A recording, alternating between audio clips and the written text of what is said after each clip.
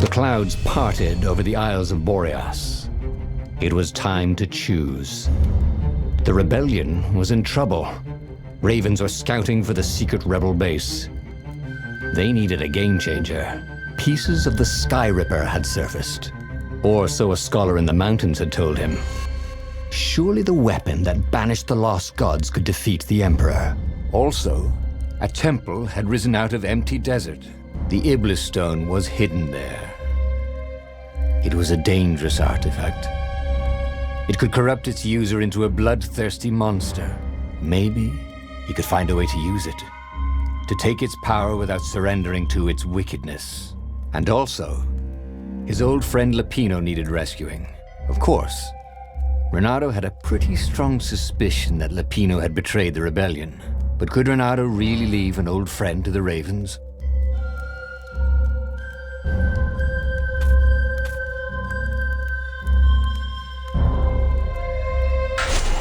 The island was windswept desert. No one went there except ostriches and ostrich hunters. The Iblis stone. It would whisper promises in his ear, offer him power for blood. But this time, Renato was sure he could master it. And so, Renato went ostrich hunting.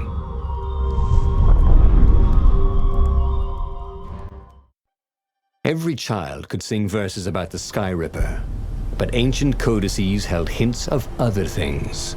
A stone that ate souls, a ruby that drank blood, a jewel only a righteous man could give away. Were all these things the Iblis stone? Long hidden in a buried temple? Another ancient item that was only resurfacing now? Drawn up from the deeps by the Emperor's horrific rituals?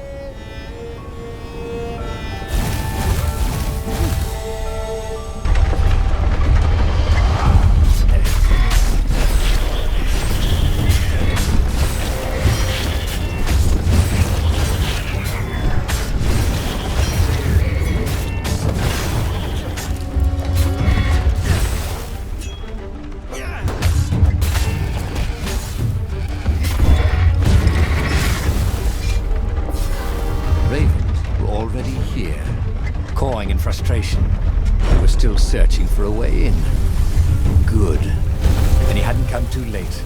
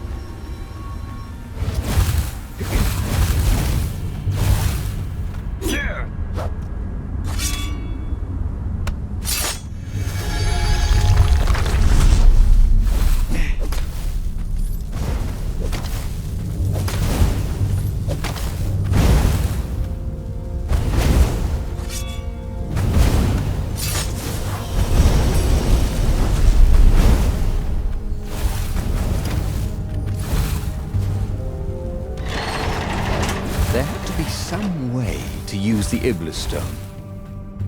It was old, wasn't it? People are so much cleverer now.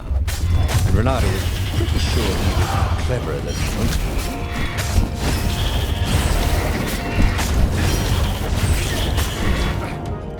Renato felt bad for littering. But these islands were short on trash cans. The Ravens at least could not get past this point. Obviously, the temple builders knew how to deal with tomb raiders.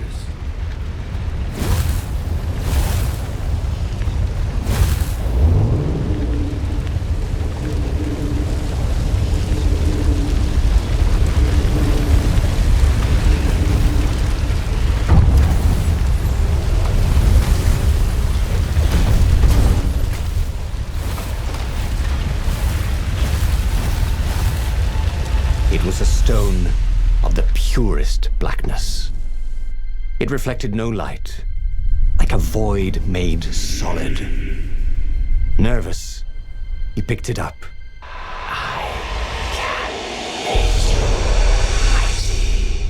Who said that?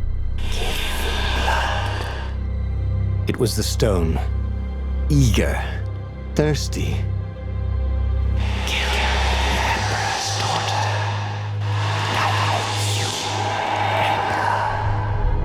That seemed tempting and terribly wrong. Zenobia was the Emperor's greatest general and a potent witch. But they had been close once, and he had a sneaking suspicion the gem would try to control him. Why not capture the core of Sky Ripper instead? It was the eye of a lost god torn out by the transcendent Emperor to power his greatest weapon. "What's the core?" said the stone anxiously. "It'll be death. Derek, you have the power to do what you want." But even though Renato knew how evil the gem was, he had a clever plan for dealing with it.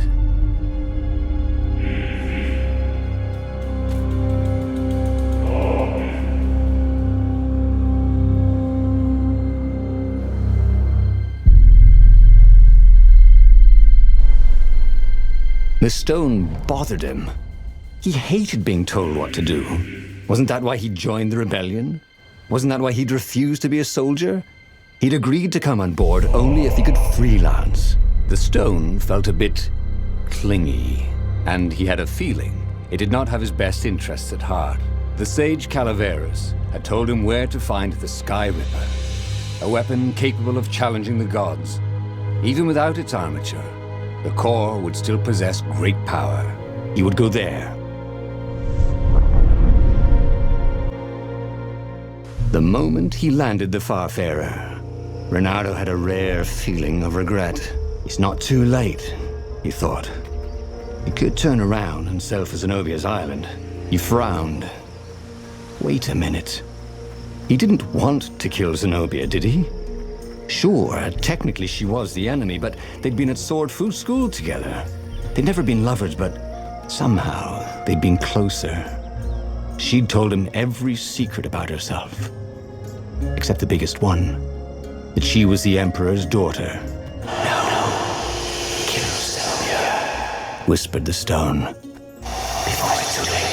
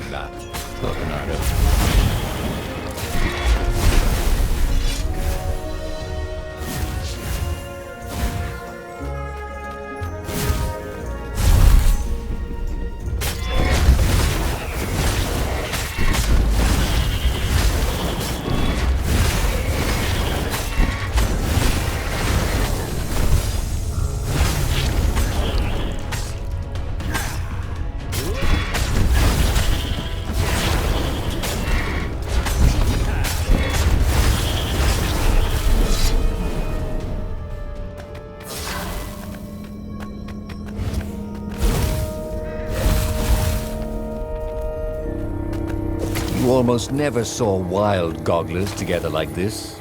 The toads had to train them not to peck each other to death.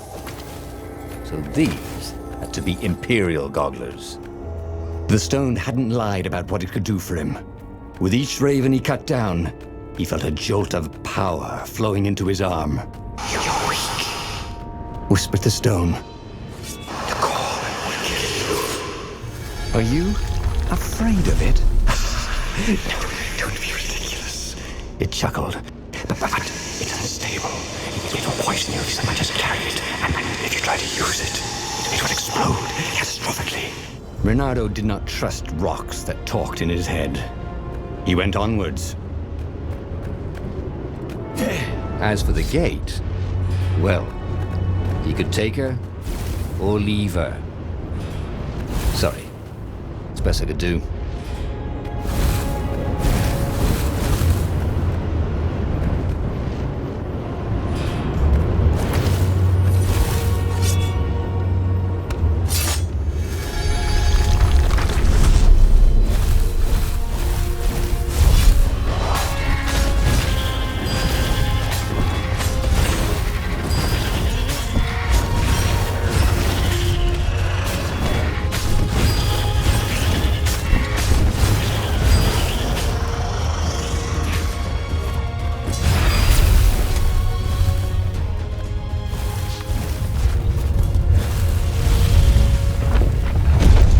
Approached the core, the stone became hysterical. No, it's too much power.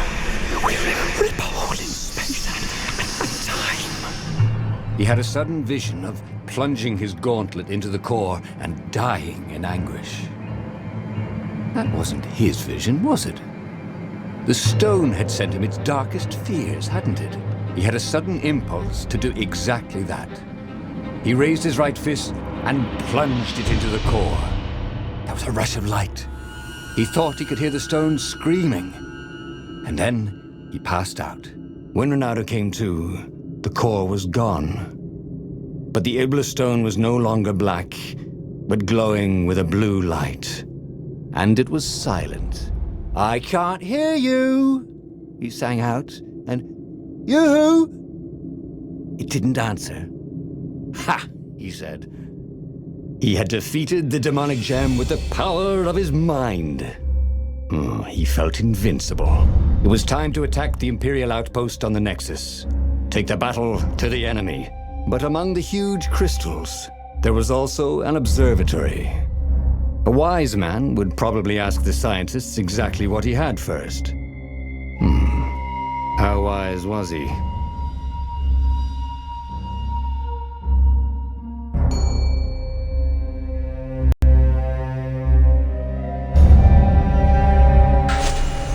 As the Farfarer made its way toward the Nexus, Renato could see tiny sparks in the blackness that was the Iblis stone, as if somewhere within it, the core was still spitting out energy, which the Iblis stone sucked in hungrily. You'd think the stone would want this kind of power, wouldn't it? Thought Renato. Well, the scientists would explain it all.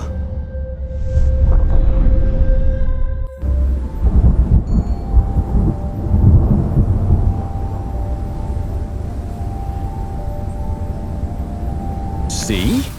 He'd trusted his gut, and it had worked out. That's what it meant to be a hero. To ignore the naysayers and the odd-makers, and do what you knew was right, and have it turn out to be the right thing. No, he wasn't worried. Once he got to the observatory, the scientist toads could explain it. Then he could carry the war into the enemy's camp and destroy them all. Oh dear, he was getting a little bloodthirsty, wasn't he?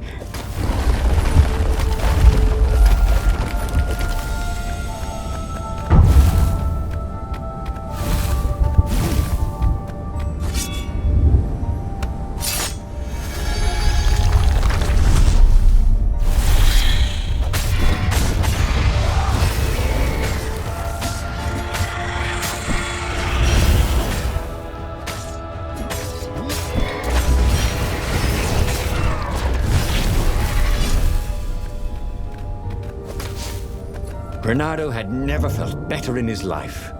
Normally, a battle would wear him down and he would need a night's sleep. Now he felt like he could go all night and all day. He felt like people were cheering him on, and he could practically hear their applause as he slew one raven after another.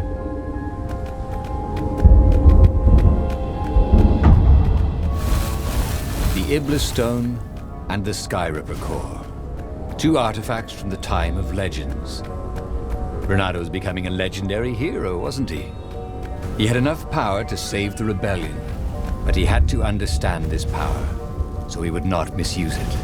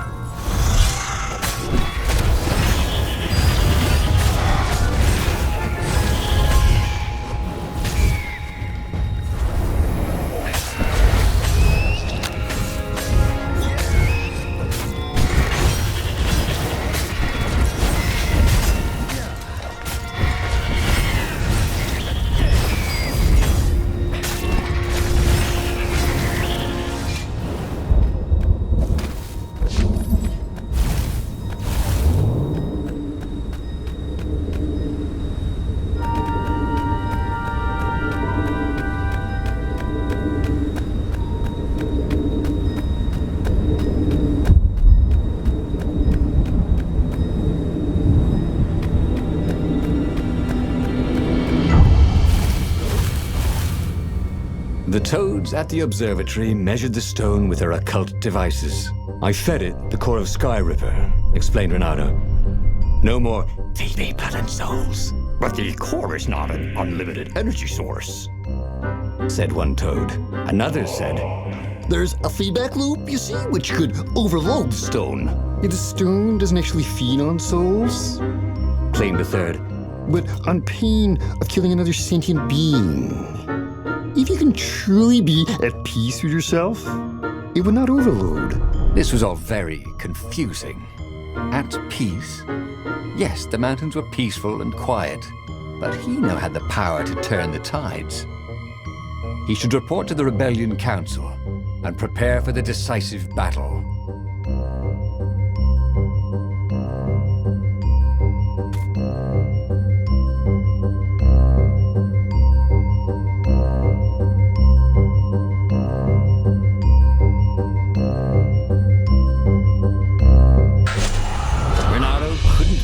Of anything the toads said, and listening to them argue made him restless. The Iblis stone had made him a power in his own right. The core had kicked the Iblis stone out of his head by filling it with more power than it could eat. It was time to meet the leadership of the rebellion. It was time to go to the ruins where they had hidden their secret base.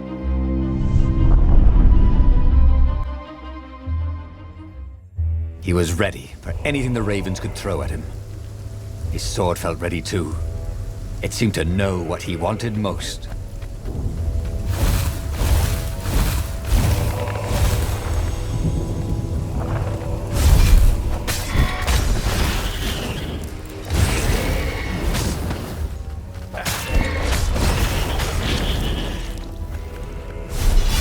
Funny about librarians. People thought of them as fussy clerks who shushed them for talking.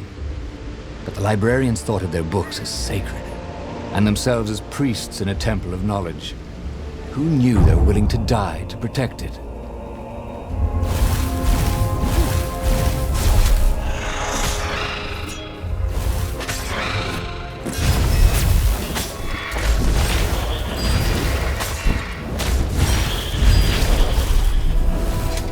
The Iblis stone wasn't pestering him anymore.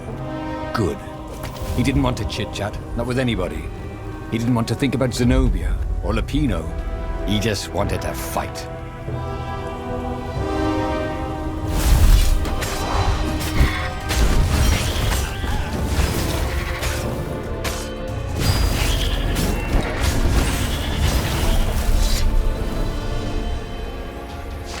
This was almost fun.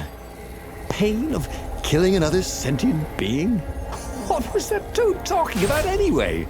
He felt no pain, only pleasure as each filthy raven fell by his sword and the stone glowed brighter and brighter. And all the while, Those voices were cheering him on, like he was in the arena, winning bout after bout. Well, the eyes have had it.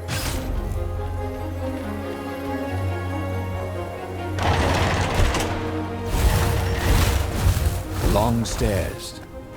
So he was close to the rebel base. He was on fire. So far, so good.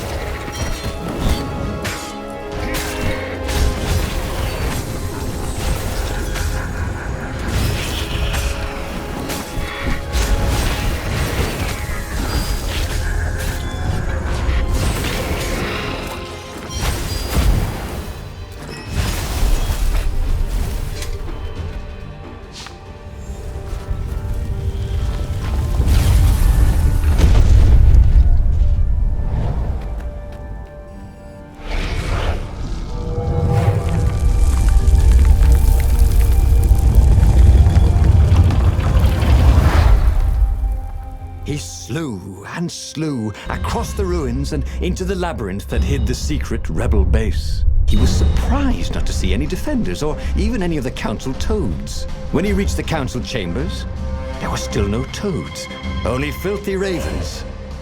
"Stop him! He's gone mad!" one raven shouted until he had hacked them all down. There was not a single toad anywhere. No doubt they'd all been taken prisoner. So it was up to him to take revenge upon the Imperial fleet. But where had they taken the council? It couldn't be good that the Empire had not only found the secret rebel base, but killed or captured everyone there. No matter. He was on a roll. He headed full speed towards the Imperial fleet.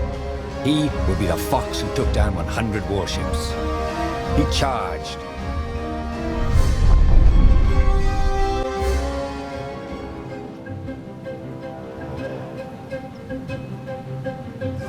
The Imperial fleet was huge and deadly, but he was deadlier. The crowd was cheering him on. He could practically hear it. Reynardo, the hero of the rebellion.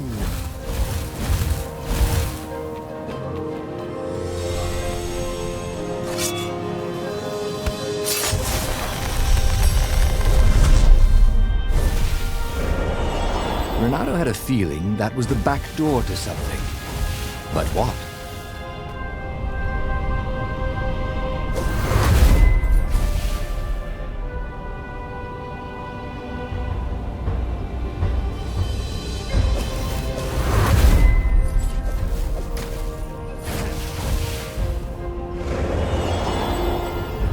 As he slew his way across the fleet, Reynardo thought he could hear a small voice whispering in his ear. "Look at your gauntlet, you idiot," it said. "Oh, for heaven's sake," he thought. "Can't I be alone in my own head? Look at the stone." "I'm busy," told the voice. "Talk later." "And it will be too late," cried the voice. "Don't be so bloody thick. Piss off," he told the voice and kept up his slaying.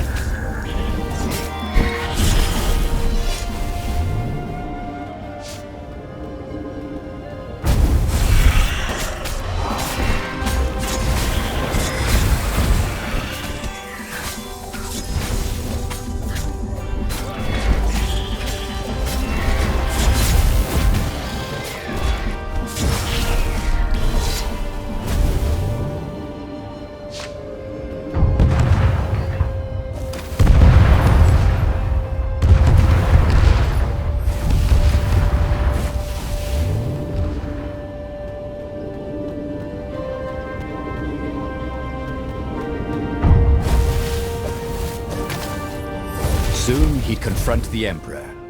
Again. This time, he'd make an end of him. He'd screwed up last time, but he had a good feeling about this time.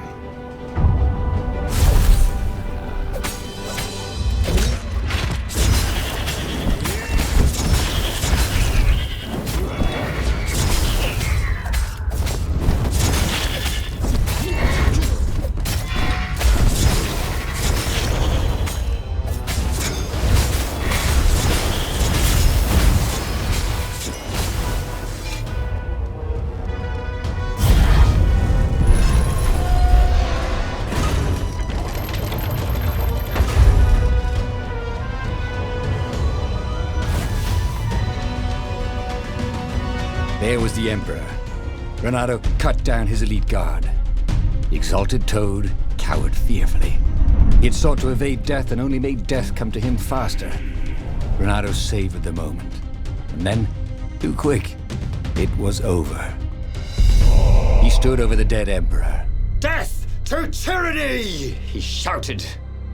Go, House, go! Zenobia stepped out of the shadows. You have to stop, she said. You've killed everyone. Our ravens, your rebels. You murdered the whole rebel council. What? Oh, the ravens killed the council. You big idiot. They don't even know what the secret base is. Shouted Lapino, who was with her for some reason. Look at the stone, said Zenobia. It was black as night. Blacker. But I fed it the core, said Renato. It was glowing. Well, who needs the core? He said, and he attacked. Zenobia conjured her best, and Lapino hopped around like a mad rabbit, but he killed them both easily. I am unstoppable, he orated at the blood-soaked walls. I alone shall be emperor. The tiny voice inside him screamed. That doesn't even sound like you big fanny. The stone has stolen your mind. But he ignored it. Who listens to voices in their heads anyway? Madmen, that's who. He should go back to some of the choices he'd faced before. Maybe there were new paths that had opened up. Like those doors he was opening up all over the map that took him to new treasures and around his enemies. And he hadn't learned anything new this time. He'd done the same thing twice, yet expected a different outcome.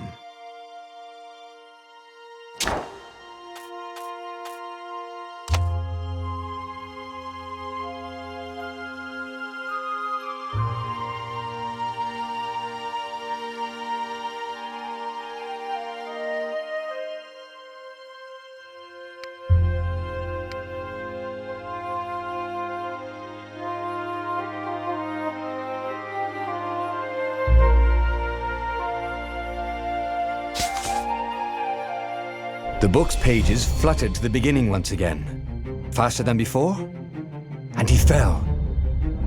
The clouds parted over the Isles of Boreas. It was time to choose. The rebellion was in trouble. Ravens were scouting for the secret rebel base. They needed a game changer. Pieces of the Sky Ripper had surfaced, or so a scholar in the mountains had told him. Surely the weapon that banished the lost gods could defeat the Emperor. Also, a temple had risen out of empty desert. The Iblis stone was hidden there. It was a dangerous artifact. It could corrupt its user into a bloodthirsty monster. Maybe he could find a way to use it, to take its power without surrendering to its wickedness. And also, his old friend Lapino needed rescuing. Of course, Renato had a pretty strong suspicion that Lapino had betrayed the rebellion. But could Renato really leave an old friend to the Ravens?